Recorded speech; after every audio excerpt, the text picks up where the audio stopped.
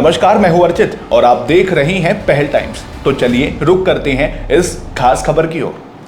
दोस्तों, कल्पना कीजिए कि आप सितारों के बीच हो, पृथ्वी आपसे मीलों दूर हो और अचानक आपको पता चले कि आप घर वापस नहीं जा सकते। कुछ ऐसा ही मंजर देखा है नासा की जाबाज सुनीता विलियम्स ने। लेकिन आज जब वो भारत की धरती पर खड़ी हैं, तो उनकी आंखों में आंसू भी हैं और चेहरे पर एक शरारती मुस्कान भी। आखिर क्यों सुनीता ने कहा कि भारत आना उनकी असली पहचान है और क्यों उनके अगले मिशन के रास्ते में उनके पति खड़े हो गए हैं, चलिए जानते हैं आज के इस खास वीडियो में। दिल्ली का अमेरिकन सेंटर आज किसी स्पेस स्टेशन से कम नहीं है।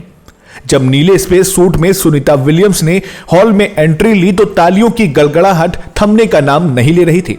सुनीता यहां छात्रों से मिलने आई थी। उन्होंने बड़े गर्व से कहा कि भले ही वो अंतरिक्ष में रिकॉर्ड बनाती हो, लेकिन उनकी जड़ें भारत के गुजरात और देश की मिट्टी में बसी हैं। उन्होंने छात्रों को बताया कि जब वो स्पेस से भारत के ऊपर से गुजरती थी तो उन्हें एक अलग ही सुकून महसूस होता था। लेकिन चर्चा तब दिलचस्प हो गई जब मून मिशन यानी चांद पर जाने की बात छिड़ी।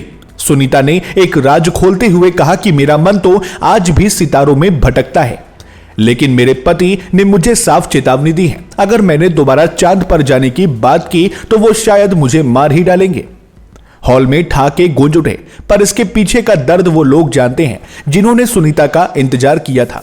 हाल ही में वो 8 दिन के मिशन पर गई थी, लेकिन 9 महीने बाद लौटी। परिवार के लिए वो 9 महीने किसी इम्तिहान से कम नहीं थे और शायद इसलिए उनके पति अब उन्हें अपनी आंखों से दूर नहीं करना चाहते। इस कार्यक्रम का सबसे भावुक हिस्सा वो था जब सुनीता ने कल्पना चावला की मां को गले लगाया।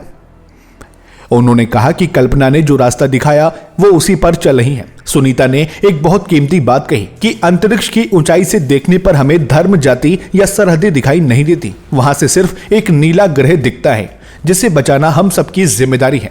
उन्होंने युवाओं से कहा कि लड़ना छोड़ो और सितारों की तरह चमकना सीखो। सुनीता विलियम्स की ये बातें आज हर भारतीय युवा के लिए एक नई प्रेरणा है। क्या आपको भी लगता है कि सुनीता को अपने परिवार की फिक्र करते हुए अब रुक जाना चाहिए या उन्हें अपनी अगली उड़ान चांद की ओर भरनी चाहिए? अपनी राय हमें नीचे कमेंट बॉक्स में साझा करें और ऐसी ही बेबाक खबरों के लिए हमारे चैनल को सब्सक्राइब करें।